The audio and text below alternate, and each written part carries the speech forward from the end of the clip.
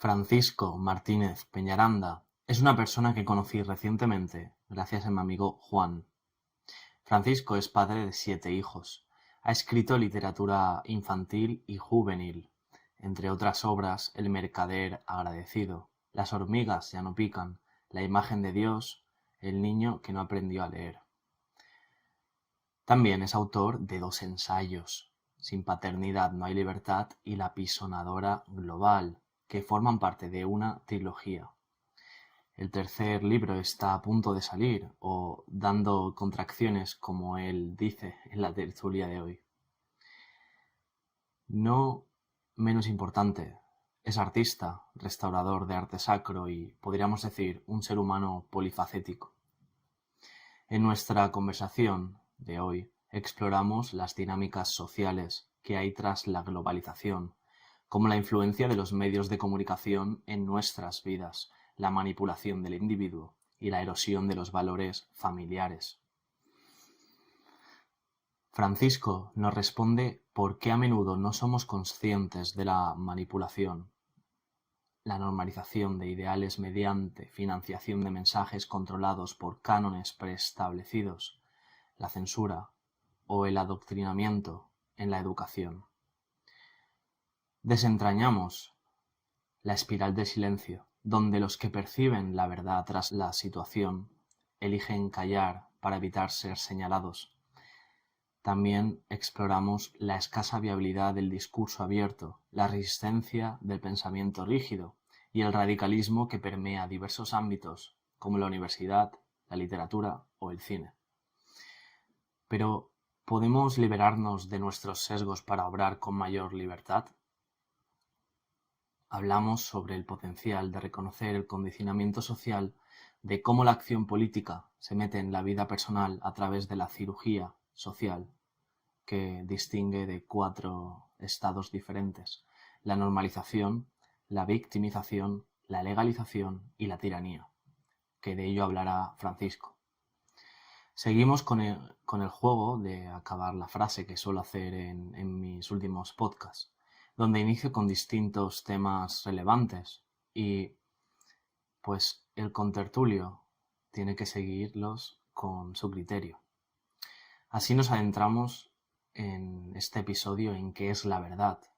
Francisco dice que la verdad es anterior a nosotros, no podemos construirla sino descubrirla. Mediante la humildad, la verdad se nos hace la encontradiza. Finalmente, Francisco nos ofrece su lucidez al responder a ¿qué consejo le darías a tu hijo para la vida? Espero que la navegación por los reinos de la verdad, de la autoconciencia y del poder os enriquezcan tanto como a mí, en un esfuerzo por equiparnos con herramientas para discernir las corrientes normalizadas de nuestro mundo. Paz.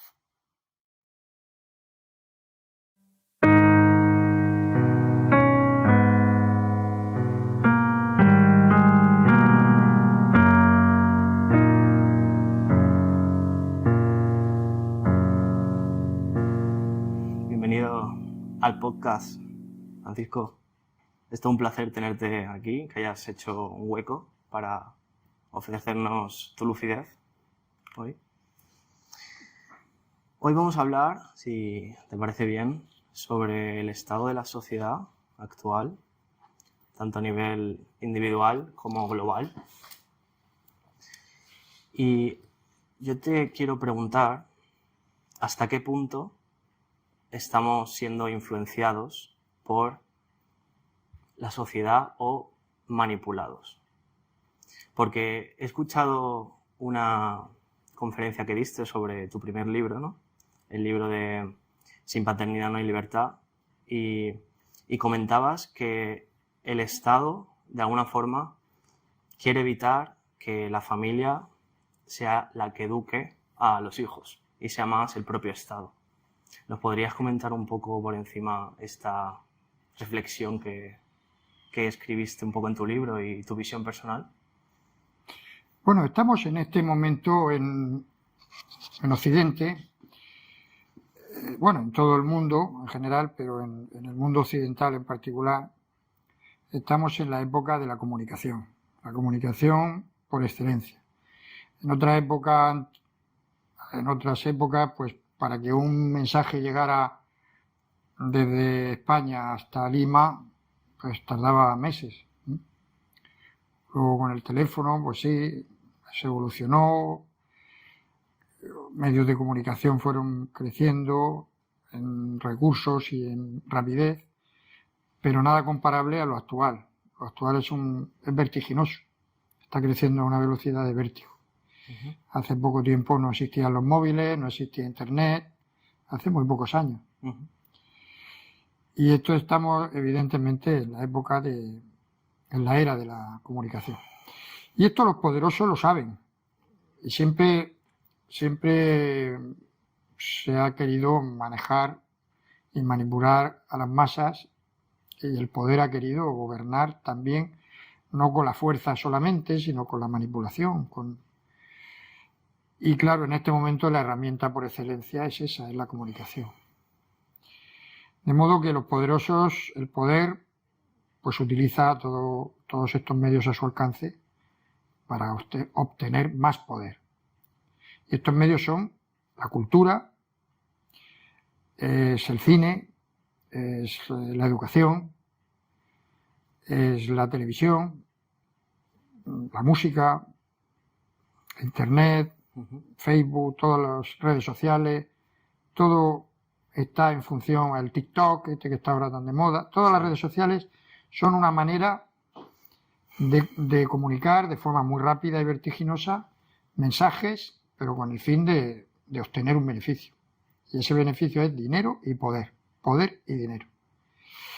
¿Cuáles son los obstáculos? Pues los obstáculos son nuestra cultura ancestral, que ha ido pasando de padres a hijos, de generación en generación, desde nuestros antepasados, abuelos, bisabuelos, abuelos, padres, hasta nosotros, que nos han transmitido su experiencia humana, y eso es un valor incalculable, y ese es un obstáculo, porque ahora de lo que se trata es de convencer rápidamente al usuario, al cliente, de que tu mensaje que tú quieres que llegue sea rápido y no tenga obstáculos. Entonces, la familia es un obstáculo, es un problema, porque la familia transmite valores que a lo mejor el que quiere controlarte o dominarte no le interesa que tú los tengas. ¿Por qué? Porque quiere hacerte cliente, te quiere hacer dependiente. Quiere decirte cómo tienes que vestir, lo que tienes que comer, cómo tienes que hacerlo en la cama, si tienes que salir o no, viajar o no, cómo tienes que pensar, lo que tienes que opinar. Todo te lo tienen que decir desde estos estamentos que quieren que seas su cliente, que vistas como ellos quieren, que comas lo que ellos quieren. Entonces, la familia es un obstáculo. Por eso se trata de destruir la familia entre los objetivos que tienen. Hay dos objetivos fundamentales, que son la cultura de raíces cristianas, que tiene unos valores, que aunque la gente, muchos no sean practicantes, pero tienen unos valores que han heredado, que también es un obstáculo. Y la familia. Esos dos obstáculos son fundamentales, la cristiandad y la familia. Porque la familia, como digo, es una transmisora de valores que quieren intentar que no existan. Entonces, porque son un impedimento. Entonces, el objetivo es destruir estas dos cosas para dejar a un individuo solo, solitario, vulnerable, a la intemperie, sin referente, fácilmente manipulable. ¿Y por qué somos ignorantes, o el ciudadano promedio es ignorante y no nos damos cuenta de ello? ¿Por qué no sale a relucir el espíritu crítico, por ejemplo, para darse cuenta de esto? Hombre, porque el poder que tienen los medios de comunicación es brutal. Es una apisonadora, es arrollador.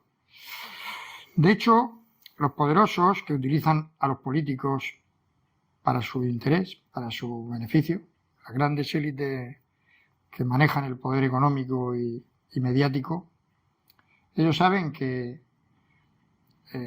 la manera de manipular... en otro tiempo los políticos, intentaré explicarlo de esta forma, en otro tiempo los líderes políticos o culturales se mostraban al mundo y decían: yo creo en esto y os voy a demostrar que lo que yo creo es bueno y os conviene. Seguidme. Y entonces conquistaba a la gente, conquistaba los corazones de la gente con la inteligencia o con su conocimiento, con su arte, con su música o con su proyecto político. Es decir, los líderes conquistaban a la gente.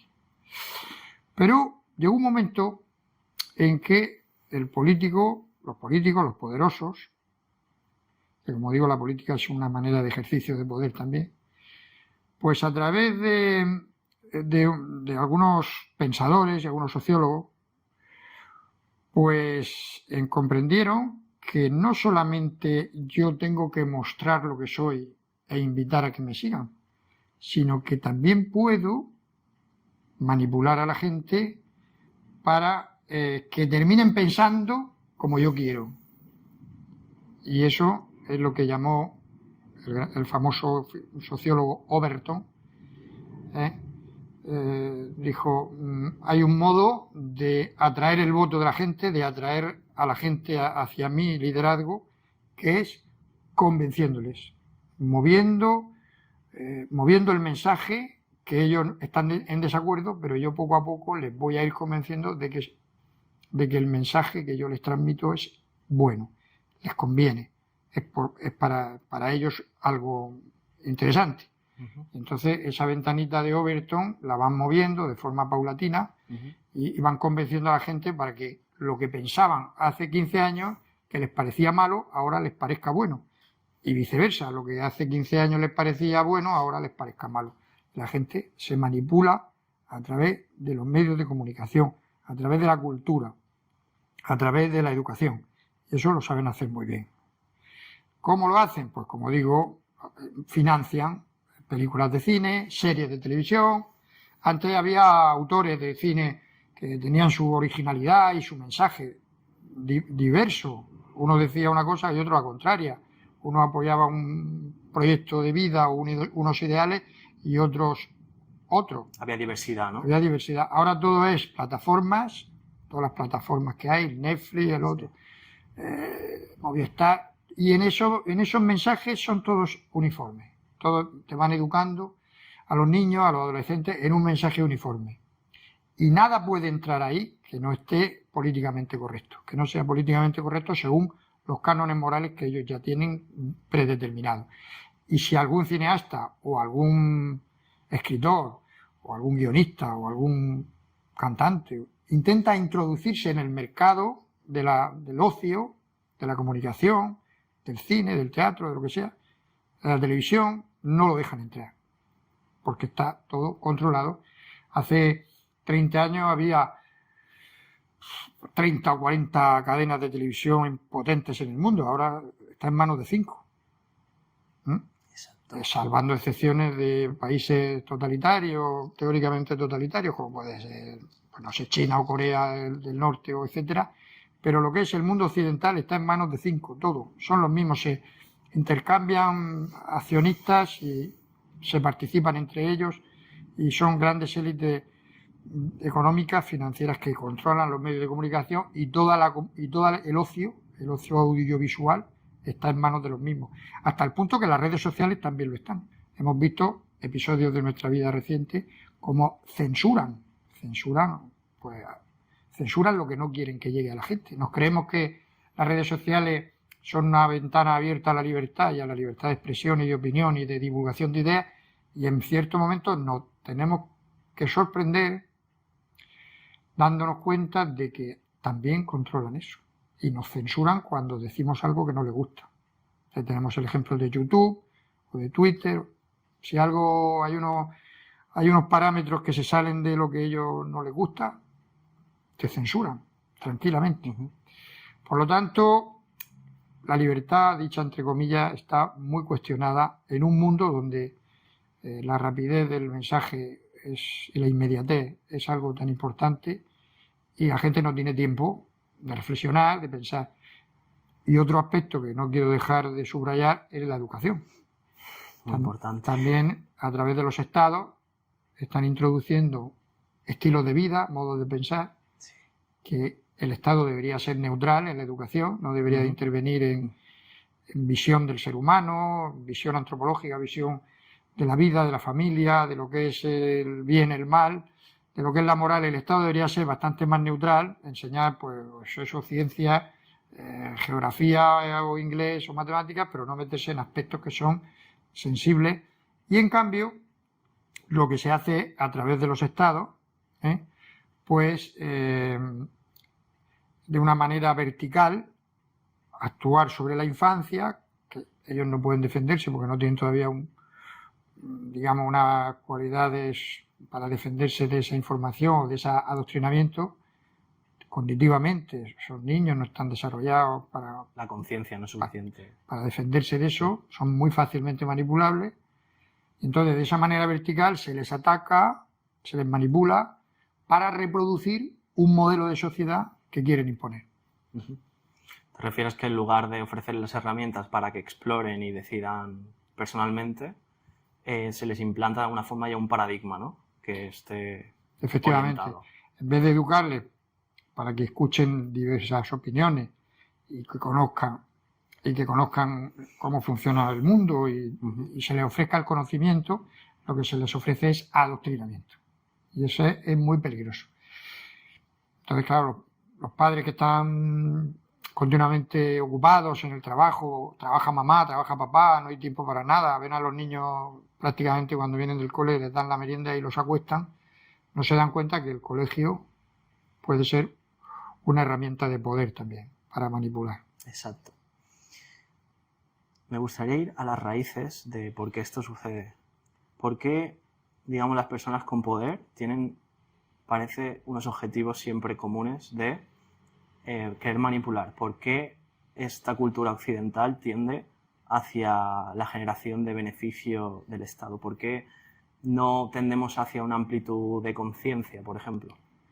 Bueno, a lo largo de la historia de la humanidad, esto es una cosa ya que siempre ha sucedido. Siempre ha habido alguien que ha querido dominar, controlar, tener el poder económico, tener el poder sobre los demás, esclavizar, someter. Esto ha sido siempre. Sí.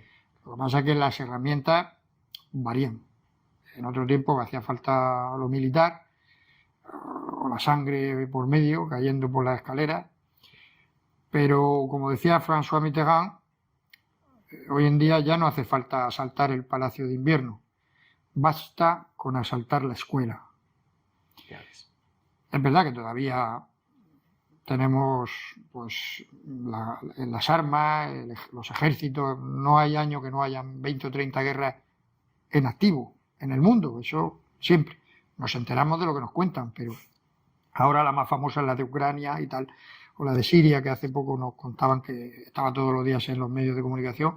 Ahora está como más apartada, pero sigue habiendo guerras en el mundo, 20, 30 guerras, sin parar. Sí. Eso siempre. Pero, como digo, las herramientas son otras a la hora de hacer, pues eso, de manipular, de hacer revolución, de cuestionar la autoridad de los padres, porque siempre lo que quiere el poder es controlar a la infancia para, como digo, reproducir el modelo de sociedad que ellos quieren. Y entonces eso es muy peligroso, porque nos roba la libertad. La libertad. ¿Por qué nos quedamos en esta espiral del silencio? ¿Por qué no hay más personas que tratan de rascar un poco en esto y sacar más a luz como tú? Bueno, la espiral del silencio que decía Elizabeth Noel Neumann, la espiral del silencio de Elizabeth Noel Neumann era esta filósofa alemana que decía que hay una parte de la población mayoritaria que está en contra de toda esta manipulación, de todas estas cosas, pero ellos no lo saben, porque se nos hace creer, a través de los medios de comunicación, de la televisión, de la propaganda, se nos hace pensar que somos minoría. Y entonces, como nadie quiere salirse de lo políticamente correcto para no ser señalado, todo el mundo piensa que está en minoría. Y entonces nadie objeta, nadie se opone, nadie crea controversia, nadie crea polémica, todo el mundo quiere, digamos, para crear una paz social, no enfrentarse a esas ideologías que nos quieren imponer. Pero en realidad no somos tan minoría. No somos tan minoría. Lo que pasa es que hay un porcentaje muy elevado de gente que no se atreve a discrepar. ¿Por qué? Porque no quieren salir del confort, de la comodidad. Entonces ven cosas que están pasando que no les parecen bien y prefieren mirar para otro lado, callar. Y esa es la espiral del silencio que unos a otros se van transmitiendo. Estamos en una mesa de una boda y hay 12 comensales. Sí. No sale un tema polémico. Nadie quiere discrepar, nadie quiere discutir. Quieren que haya paz, que haya buen ambiente. A lo mejor decir cosas políticamente incorrectas pues no les gusta a nadie. Pero si ahondáramos un poco, nos daríamos cuenta que somos muchos más los que no estamos de acuerdo con todas estas manipulaciones sociológicas que están implantando de lo que nos pensamos. Pero claro, esa espiral del silencio hace que la gente oculte su manera de pensar para no parecer incorrecto. Pero a través de la televisión y de los medios parece que esos modos de pensar políticamente correctos son mayoritarios, aunque no lo son. Aunque no lo son, sí.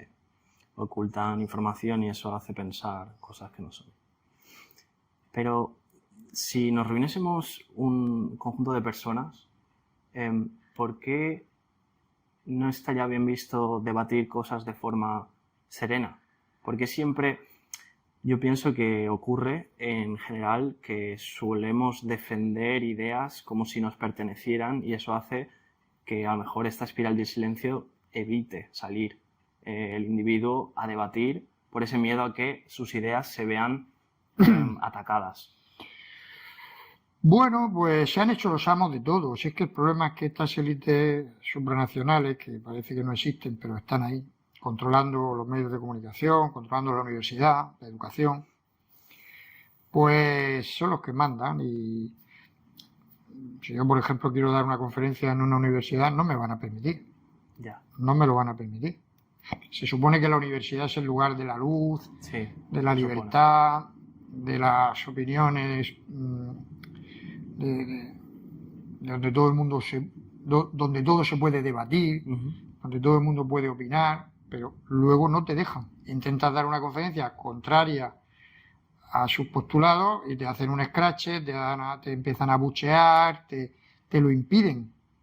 La universidad, que se supondría que podríamos debatir cualquier cosa en libertad, te lo impiden, porque eso está ya, digamos, se ha financiado a una serie de grupos, asociaciones, ONG, etcétera, que están financiados. ¿Y para qué? Para que ese radicalismo impida la libertad. Y la inmensa mayoría de los universitarios, a lo mejor, les gustaría escuchar una conferencia y se lo pierden porque hay un grupo que lo impide. Al contrario, si la conferencia viene a darla a alguien de ese grupo, digamos, de protestones, de radicales, a ese sí que le abren las puertas, lo subvencionan, le pagan todos los viajes, el hotel y todo. Entonces, claro, ahora eso mismo de la universidad, pues trasládalo a la televisión, donde no puede ir nadie a decir cosas políticamente incorrectas o cualquier ámbito. O sea, todo está, o a una charla en un ayuntamiento, en un salón de actos, todo está. Películas, por ejemplo, yo he intentado plantear un guión de una película y estaba todo muy avanzado y de pronto, pues claro, como estás tocando temas que son muy polémicos o muy contracorrientes, pues enseguida las subvenciones desaparecen y el apoyo institucional, más bien al contrario, te lo impiden. La financiación. La financiación. Sí. Y con la literatura pasa igual, y con las series de televisión, todo son impedimentos. Entonces, claro, es muy difícil nadar contracorriente y además te arriesgas también a que te condenen. O sea, es una condena civil, es una muerte civil. Sí. Te condenan al ostracismo, te condenan a la marginación profesional también. Si eres un profesor, o eres un catedrático, o eres un escritor, y estás yendo contra corriente, pues te van a condenar a un arrinconamiento. Y la gente no está dispuesta a pagar ese precio, el sacrificio de que te señalen y te estigmaticen. Es muy difícil, eso es muy difícil. Exacto, hay que trascender de alguna forma, ¿no? Bueno, siempre hay Quijotes que luchan contra molinos de viento, pero la inmensa mayoría prefieren estar en su comodidad, pero eso es muy peligroso porque, claro, nos están envenenando el agua, porque aquí ya no se trata de pescar. O sea, pescar sería lo ideal, que cada uno pescara. Yo pesco aquí, yo convenzo de que mis ideas son válidas y valiosas y la gente las escucha y las adopta como positivas. Y el otro pesca también y a lo mejor lo que opina es contrario a mí, pero también tiene su caladero y todo el mundo tiene la oportunidad de pescar, ¿no? Al final, lo que es bueno, la gente discierne y termina convencida, pues mira, esto que escuché, pues no era bueno y ahora me he dado cuenta de que he cambiado de opinión, he cambiado hacia otra forma de pensar que me conviene más, tanto en política como en aspectos culturales o filosóficos. Pues mira, pensaba que esto me convenía, pero me he dado cuenta de que no y ahora pues cambio de forma de pensar. Eso sería pescar en un mundo libre, pero no es ahora lo que hacen. Ahora no pescan, envenenan el agua. Envenenan el agua. No dejan que nadie pesque porque ellos envenenan el agua. Y todos los peces para ellos. Y sobre todo lo que más me duele, la infancia. Los pececillos esos son muy fáciles de pescar porque no tienen oposición. Entonces están yendo a los colegios con adoctrinamiento continuo de las nuevas ideologías y las nuevas religiones del momento, que son pues todo esto del cambio climático, la ideología de género, todo este adoctrinamiento de toda la Agenda 2030, todo este adoctrinamiento de falsa ecología, todo eso está ya en los libros de texto. Y están los niños ya pues lavándole el cerebro de una manera, todos sus planes están ya diseñados y financiados, orquestados. Claro, ¿cómo es posible que los padres no comprendan el daño que se les está haciendo a esas criaturas? Y lo dejan como si no pasara nada.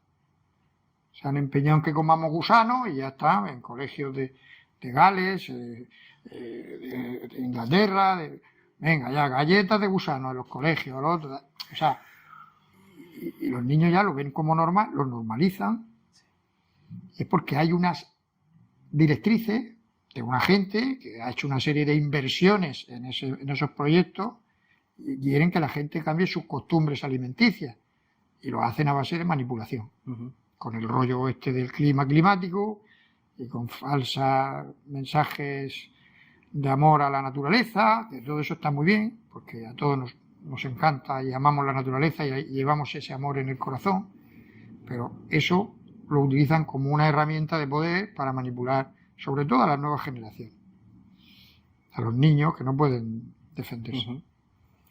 Y eso es un ejemplo. No hablemos nada de la ideología de género, que es todavía mucho peor. Eso ya es una religión tremenda, que pone en cuestión incluso la propia naturaleza humana. O sea, no cuestiona estilos de vida, que también sería peligroso. Es decir, ¿quiénes son ustedes para inculcarle a mis hijos un modo de pensar, un estilo de vida que a ustedes les parece bien, pero a mí no? Eso ya me parece terrible. Pero no solo eso. Porque la pregunta sería, ¿tienen derecho, voy a decirlo de otra manera, ¿tengo yo derecho a educar a los hijos de los demás según mis ideas? ¿O eso solo es privilegio de ciertos colectivos? Ellos tienen ese privilegio, ¿por qué? ¿Quiénes son ellos para inculcar a mis hijos sus ideas, su visión de la vida, su visión del ser humano, su estilo de vida? No tienen por qué. El colegio no está para eso. La cosa es que les eduquen en aspectos éticos, de convivencia cívica, poco más.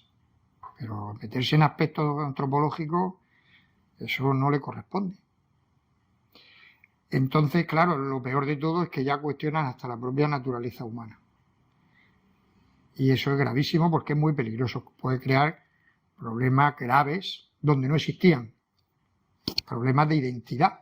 Mentales. Problemas de identidad. Conflictos de identidad. Disforia de identidad. En niños que no tenían ese problema se les ha creado un problema donde no estaba. Eso es muy grave y muy peligroso.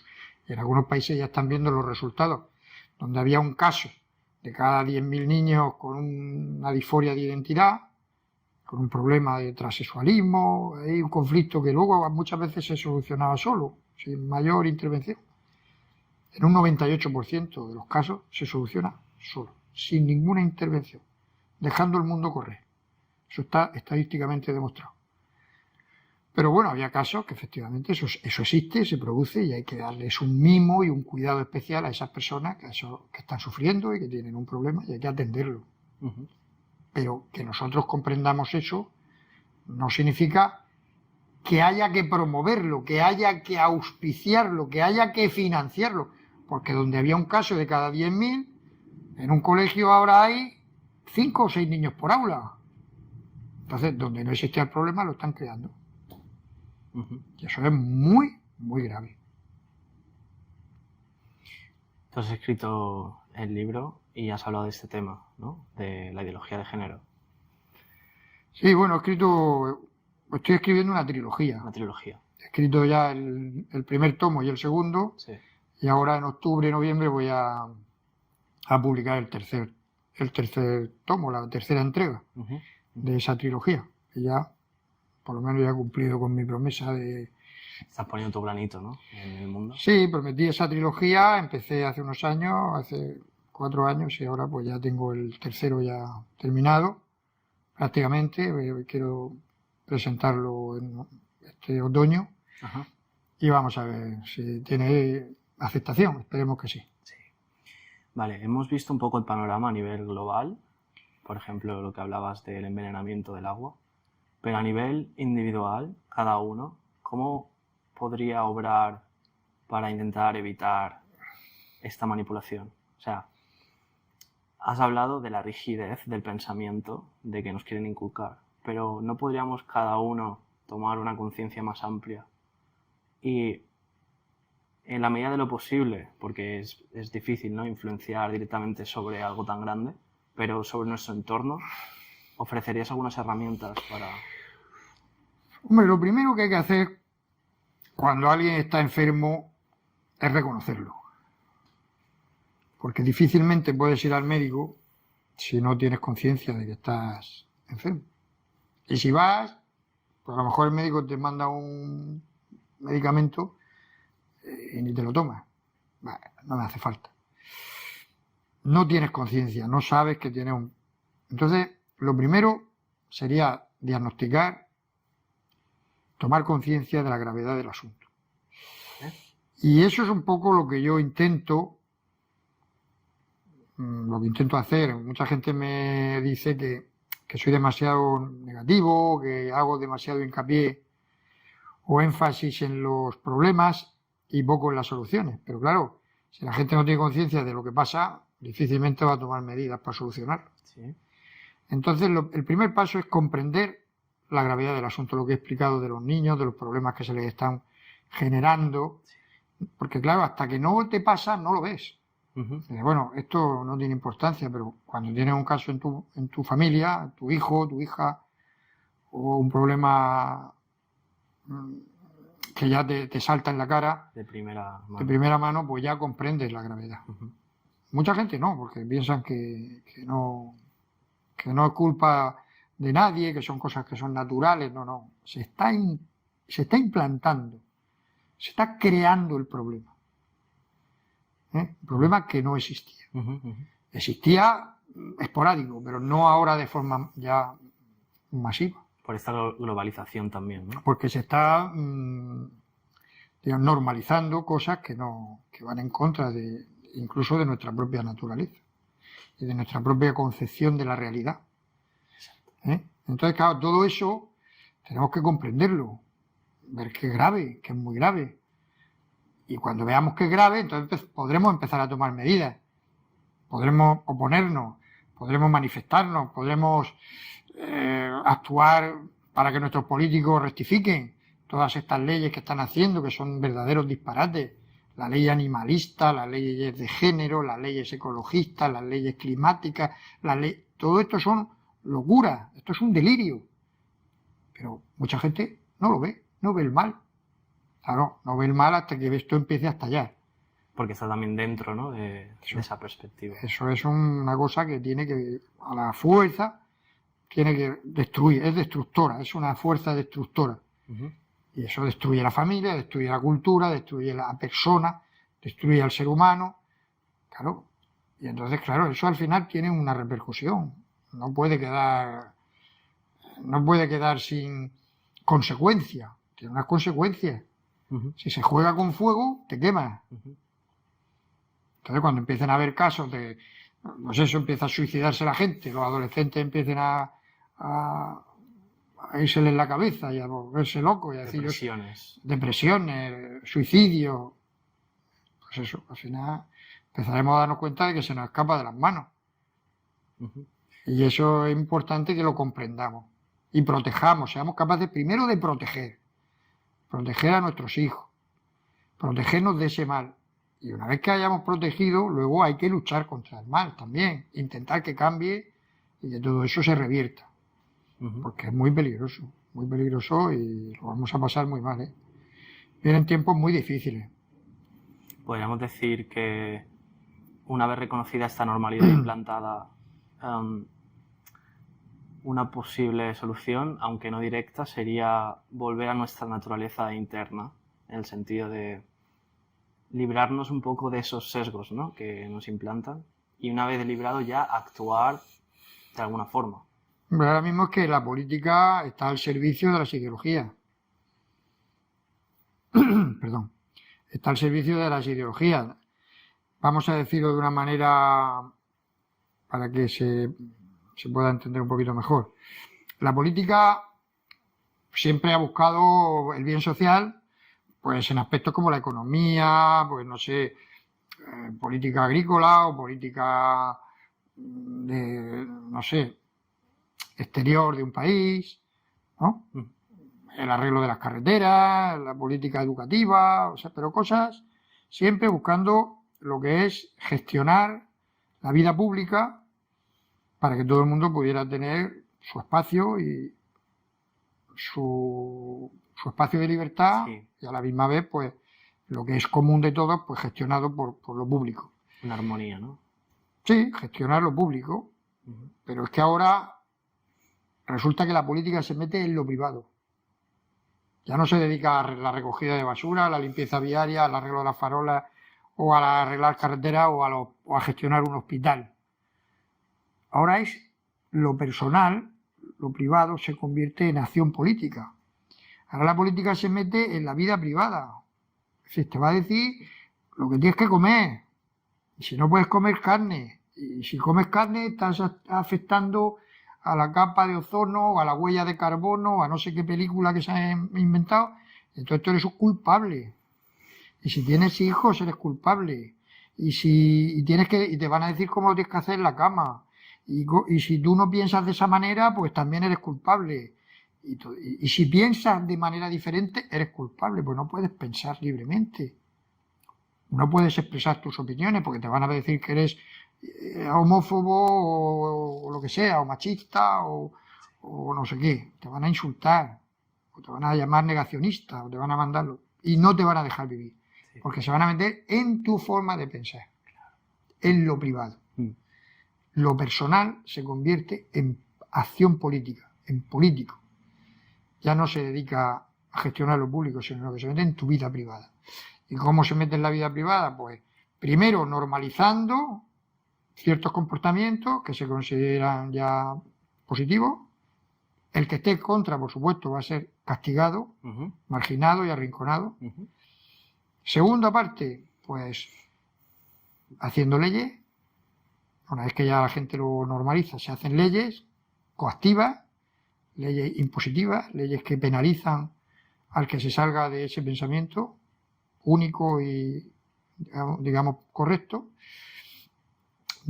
Penalizar al disidente E incluso pues ya llega un momento que puede llegar a quitarte los hijos, a meterte en la cárcel, a cosas ya muy serias. O sea, no solamente son delitos punibles desde el punto de vista administrativo, con una multa, una sanción, ¿no? Sino que pueden llegar incluso a echarte del trabajo o incluso a meterte en la cárcel o a cosas mucho más serias. Por lo tanto, estamos hablando de algo muy... una dictadura. Una tiranía. Una tiranía, sí. Una tiranía total. Bueno, es importante. Que va progresivamente avanzando a esa dirección, en esa dirección.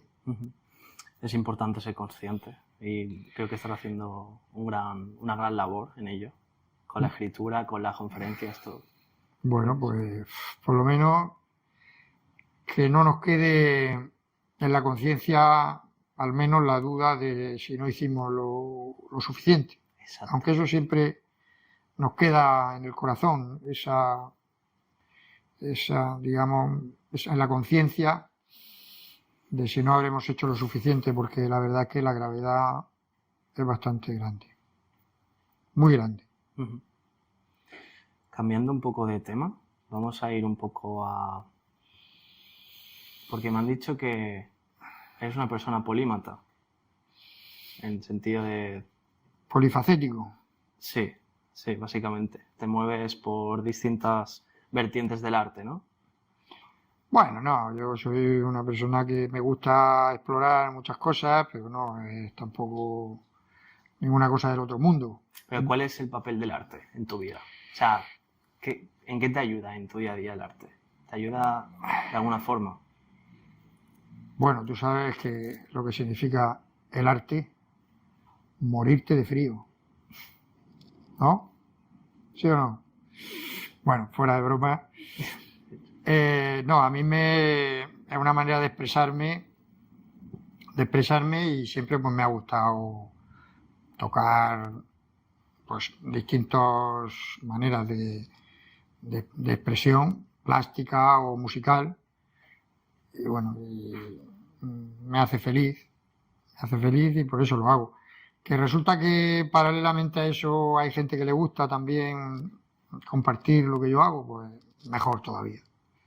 Pero bueno, que sí, es verdad que he tocado algunos palos pues en el tema de arte sacro, el tema de musical, también algunas composiciones, de hecho alguna música para películas, bandas sonoras, pero bueno, que es muy testimonial, no es mi fuerte. Bueno, yo creo que mi fuerte no es nada, simplemente hago estas cosas porque esto de escribir libros y dar conferencias porque veo que nadie lo hace y es necesario. Pero me parece a mí, me da la sensación de que otros más preparados, con más preparación, deberían estar haciendo lo que yo hago y no lo hacen y se esconden y no quieren afrontar esa responsabilidad. Entonces, cuando no hay nadie, pues me recuerda un poco la figura aquella de David y Goliat, ¿no? Dice, ¿quién quiere luchar contra Goliat? Y miraban para un lado, miraban para otro y ahí no salía nadie a hacerle frente a aquel gigante, ¿no? Y tuvo que ser uno ahí debilucho y un muchacho que no tenía mucha capacidad, pero que se tiró un paso al frente, ¿no? Dio un paso al frente. Pues no sé, quizá hay algunas personas que están haciendo lo que pueden, porque hay los que sí podrían hacerlo, no lo hacen. Los cargos institucionales, catedráticos de mucho nivel, obispos, gente del mundo de la cultura, no se atreven a enfrentarse al monstruo porque les supone una pérdida económica, una marginación, y a veces ese papel lo tienen que hacer gente sencilla, gente de la calle, gente con menos preparación, y ese es mi caso. Yo no voy a hablar de que yo sea ningún erudito porque no lo soy, pero digamos que como nadie da el paso al frente, pues alguien tiene que hacerlo. Entonces, dentro del mundo del arte, pues yo voy a intentar expresar también, he hecho mis proyectos por todo el mundo. He trabajado en Inglaterra, en Francia, en Estados Unidos. He hecho algunas cosas interesantes de las que me siento orgulloso, pero tampoco que sea nada del otro mundo. Y en el tema de la literatura, pues lo mismo. Estoy escribiendo ensayos, he escrito mucha literatura juvenil, infantil, para niños, para educar a los jóvenes en una serie de valores que están en decadencia. Ahora mismo toda la literatura infantil y juvenil es un delirio, una locura. Todos son vampiros, magia, feminismo de locos, ideología de género, cosas que no tienen moralmente deplorables. Eso es lo que enseñan a los críos. Pues yo me he dedicado a ir contracorriente escribiendo cuentos infantiles y literatura juvenil contraria a todo eso. ¿Que hago poco? Pues sí, no lo sé, pero hay gente que me lo agradece y a mí pues me emociona saber que hago algo que puede ser interesante para la gente, ¿no? Y luego en el tema del ensayo, pues también me he planteado esa obligación. Voy a sacar ahora este tercer libro de la trilogía sobre ideología de género. Son libros sociológicos, sobre sociología. Y espero, bueno, yo sé que no se va a quedar ahí, estoy seguro. Porque ya en mi cabeza hay ya un cuarto y un quinto libro. Sí. Están ahí ya queriendo... Cocinándose queriendo salir a la luz. Si Dios me lo concede, pues haré alguna cosa más. Sí.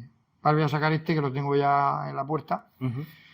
Y estoy ya con las contracciones. Y en cuanto ya salga ese, pues me pondré con el siguiente. Para ir acabando, vamos a hacer un pequeño juego. Yo te voy a dar el inicio de una frase y tú tienes que completarla, ¿vale? Si te parece bien. Vamos a ver si se juega. Yo no soy muy bueno con los juegos. Puede ser breve o extenderte lo que quieras, ¿vale? Vale. Venga. Un escritor siente. Tú tienes que seguir la frase. ¿Cómo has dicho? Un escritor siente lo que escribe. Un revolucionario es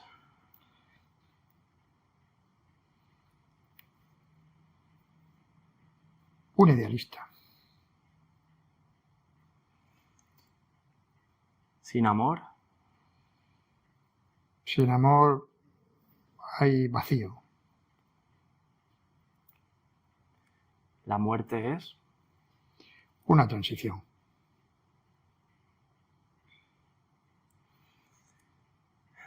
Para mejorar la calidad de vida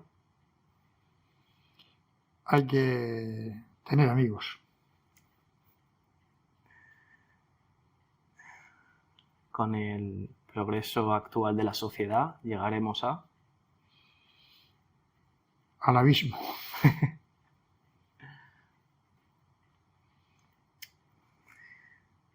La verdad es Jesucristo. Para conocernos más. O también podríamos decir, la verdad es anterior a nosotros. Anterior a nosotros. ¿Y quién es nosotros? A los seres humanos. Este vehículo. Anterior a mí, anterior a los seres humanos. Porque hay gente que no cree en Jesucristo, pero tiene que reconocer que lo que es le ha sido dado. No lo ha construido él. Un regalo de alguien. Hay gente que no cree en Dios, pero la verdad es anterior a ti. Claro. Nosotros, nuestra realidad es anterior, o sea, nuestra realidad es posterior, nuestra existencia es posterior. Sí. Quien dice Dios también podría ser la naturaleza, ¿no? En general, o un reconocimiento de una entidad superior. Exactamente. Nos ha sido dado. Sí. Los existencialistas, bueno, por ejemplo, Sartre decía que la existencia es anterior a la esencia. Como digamos, discurso de que es el hombre el que se construye a sí mismo. De que nada existe si el hombre no lo construye. Somos creadores de la realidad. Sí. Y en cambio no es así. Existe algo que es anterior a nosotros. Y la verdad es anterior a nosotros. No la podemos construir. Nosotros la podemos descubrir, pero no construirla. La verdad existe, es anterior a nosotros. No la podemos construir. La verdad no se construye, se descubre. Yo creo que Jesucristo, para el agnóstico, pues este mensaje es que tú no te has creado a ti mismo. Sí. Yo lo veo como que nuestras vidas son relacionales y las historias que nos montamos, o sea, siempre están relacionadas a algo, pero el fundamento, yo creo que ahí apunta, ¿no? Lo que estás diciendo. Sí, el foco en la filosofía. En la filosofía decía Santo Tomás de Aquino, cuando llegaba a clase, él fue el profesor más joven de su época, ahí en la Sorbona daba clases con 27 años, era una eminencia. El primer día de clase colocaba una manzana en la mesa del profesor. Sí. Y decía, esto es una manzana, el que no esté de acuerdo puede salir de la clase. ¿Qué significa eso? Que la verdad, como me has hecho la pregunta de la verdad, Sí. La verdad no es que yo adapte la manzana a mi pensamiento, sino mi pensamiento a la manzana. La verdad está ahí. Y yo tengo que intentar con mi razón y el dato empírico, porque los sentidos pueden ser engañosos, como decía Descartes, ¿no? Sí. Contradiciendo al empirismo. Los sentidos pueden ser engañosos, debo utilizar la razón, pero es necesario también el empirismo, es decir, todo me tiene que llevar a encontrar la verdad, no al revés, no la verdad adaptarla a mi pensamiento. Y ahora toda esta mentalidad del género es eso, o sea, es que la verdad, lo que nos dice el empirismo, lo que nos dicen nuestros oídos, nuestros ojos, nuestra razón, lo que nos dice la ciencia, todo eso se cuestiona. Yo soy el que le da el ser a las cosas. Y puede ser cualquier cosa. Y yo puedo decir que soy un gato, puedo decir que y eso, el movimiento queer es ese delirio, el movimiento queer es un delirio que se ha normalizado, se está normalizando y se está incluso legalizando, legislando para que todo eso sea digamos, legal, incluso de forma coactiva y punible, el que se oponga será castigado. O sea, lo que yo pienso, mi deseo, mi sentimiento, mi autopercepción, mi percepción de las cosas, esa es la verdad. De modo que un delirio, una locura. Cuando yo lo que tengo que hacer es descubrir la verdad. Eso viene un poco también, bueno, es Kant, el filósofo, el que le da la vuelta a la tortilla, le da la vuelta y dice, no, el foco de atención no está en el objeto, sino en el que lo interpreta. Exacto. De modo que él puede, según lo interprete, crear. Esto es más largo de explicar, pero más o menos con esas dos pinceladas, nosotros tenemos la obligación de descubrir la verdad. Y porque es anterior a nosotros. Ya digo, para el creyente será Jesucristo, será Dios. Para el no creyente será una fuerza pero tú has recibido lo que eres. Cuando tú has nacido, tú de pronto te vas haciendo un año y medio, te miras las manitas, te miras al espejo, ves tu color de tus ojos. Nada has hecho tú para que se haya construido eso. Te ha sido dado. Y cuando tienes 8 años, te sientas con tu mamá en el sofá y ella te enseña un libro de estos de fotos de cuando tú eras pequeño. Aquí, mira, aquí naciste, aquí fue tu bautizo. Aquí tú existías antes de percibirte. No eres Dios. Como los existencialistas dicen. Exactamente. Y eso es de reconocerlo, es de humildad. Y si no somos humildes, no estamos en la verdad. Si el ser humano no es humilde, no está en la verdad.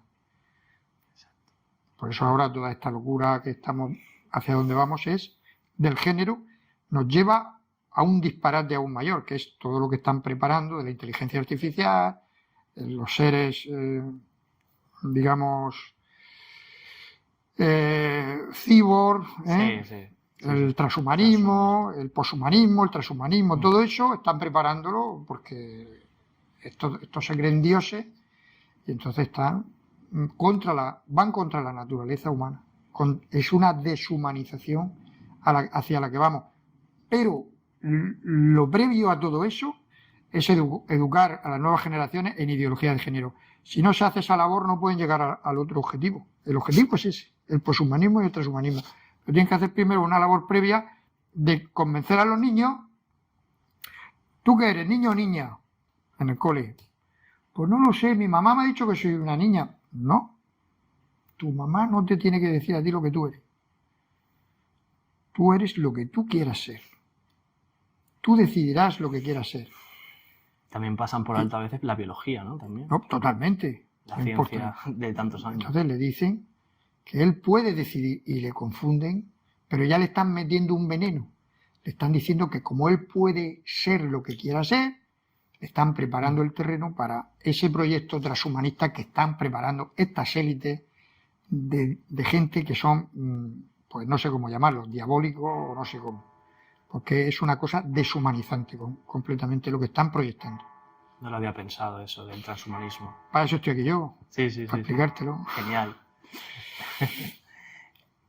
¿Cómo descubrimos la verdad? Acabando ya.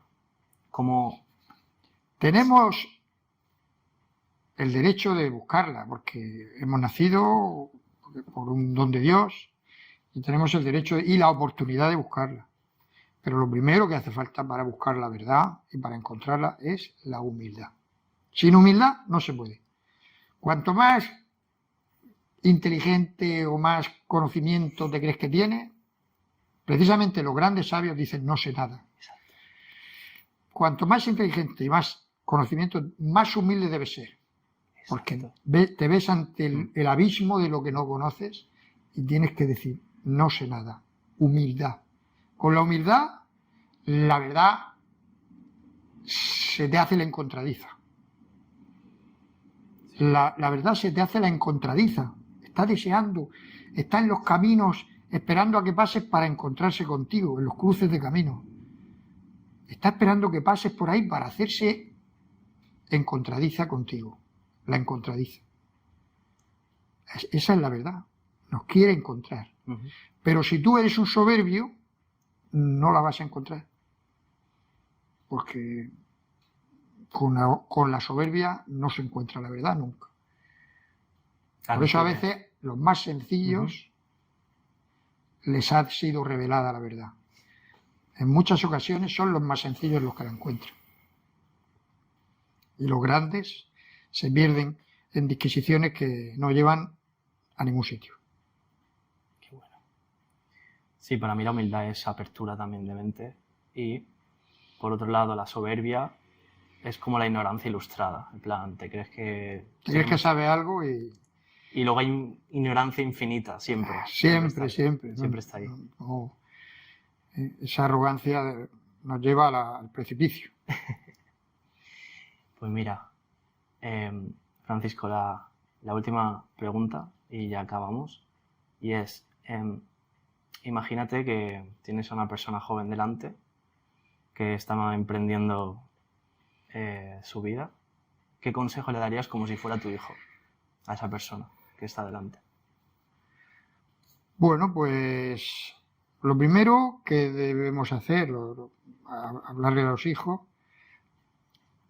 es de lo que sucede, de lo que está sucediendo, de cómo hay gente que quieren esclavizar a las nuevas generaciones, a los niños, a los adolescentes.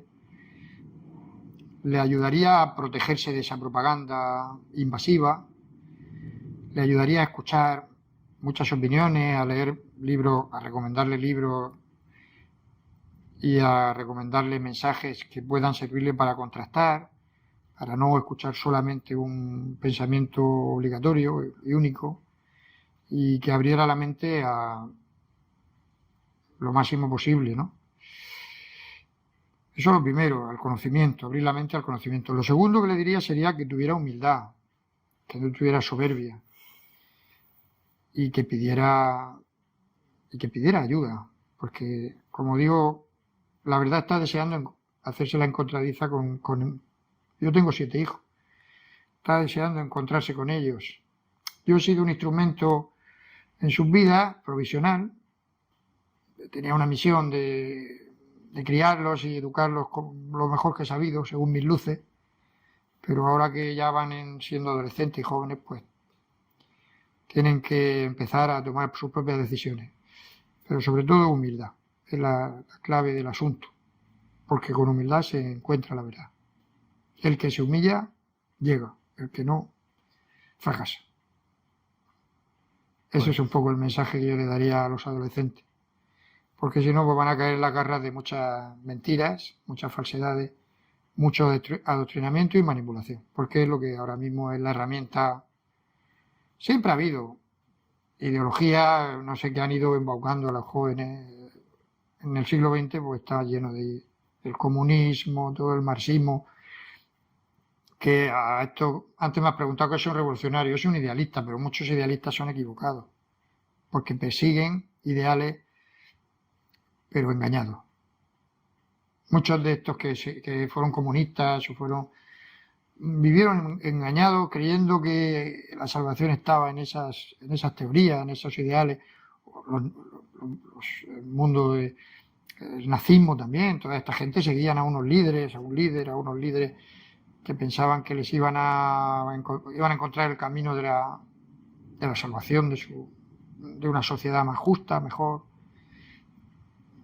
Y luego pues llegó la generación del 98 con el prohibido prohibir, el movimiento hippie, el movimiento estudiantil, y que fue también otro modo de revolución cultural, por mayo del 68. Luego han ido viniendo distintas etapas, distintas ideologías en el siglo XX que han ido marcando hitos, pero todas han sido fracasadas, todas han sido mentiras. Han ido llevando a la juventud por caminos de ideales que no eran ciertos, que no eran la verdad. Y ahora estamos en la época de otros ideales que han surgido, otras religiones sin Dios, son ideologías de género, movimiento queer.